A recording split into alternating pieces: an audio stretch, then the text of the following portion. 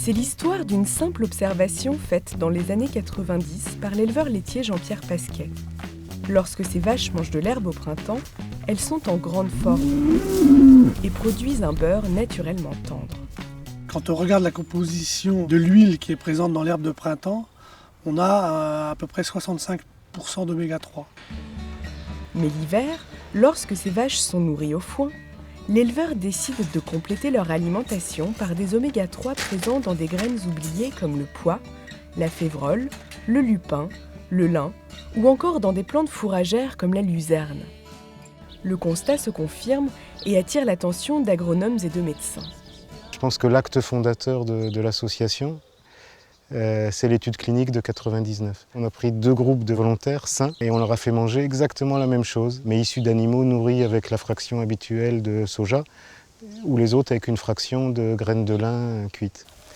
On a amené une idée complètement nouvelle. C'est-à-dire que l'article disait à la fin, dans le sang des gens qui ont mangé les produits animaux issus de la filière lin, on retrouve des profils de type crétois.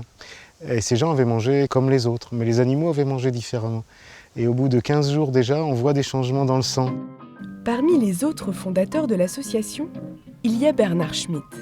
Médecin nutritionniste, nous l'avons croisé à la sortie d'un congrès à Paris. Changer les habitudes alimentaires des gens, c'est extrêmement difficile. Et la démarche Bleu Blanc Cœur a été de savoir comment faire du régime, sinon par le biais de l'animal. En effet, si l'animal mange des choses très bonnes pour sa santé à lui, on a toutes les chances d'avoir de bons produits pour notre santé à nous. Et les oméga 3 sont effectivement, je dirais, la panacée de notre équilibre alimentaire, puisque c'est d'eux que dépendent la prévention de toutes les maladies métaboliques et des maladies cardiovasculaires. La plante la plus riche en oméga 3, c'est le lin. C'est aussi la petite fleur bleue du logo Bleu Blanc Cœur, apposée sur de très nombreux produits du quotidien. Il est le signe de ralliement de quelques milliers d'éleveurs, producteurs et acteurs de la chaîne alimentaire engagés à produire et transformer la nourriture selon un cahier des charges rigoureux. Je crois qu'un éleveur nourrit en moyenne 1800 personnes par jour. Nourrir les hommes, ça donne une responsabilité qui va au-delà de l'acte de production. Aujourd'hui, le budget alimentaire des Français, il est de 13% du budget total. C'est un niveau qui est très bas. Et le budget de la santé, il n'arrête pas d'augmenter. Donc le combat qui est le nôtre, c'est de changer l'horizon. La nourriture, c'est quand même la base de la prévention et c'est la base de l'accompagnement de tout traitement.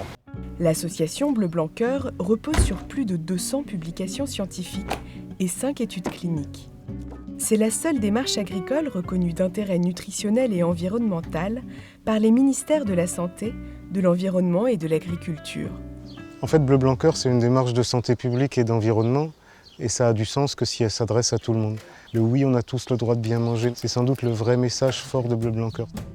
Au-delà de ces garanties, c'est dans l'assiette que la démarche prend tout son sens. Brut, transformés ou cuisinés, les produits Bleu Blanc Cœur sont sains, fondants, savoureux. Ils concilient plaisir et nutrition et respectent les animaux.